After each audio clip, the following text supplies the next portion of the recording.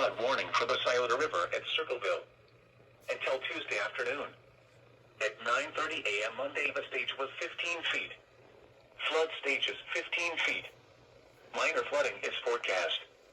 The river is expected to rise above flood stage late this morning to a crest of 15.2 feet this evening. It will then fall below flood stage Tuesday morning. Impact at 15 feet. Low-lying agricultural and bottomland becomes flood.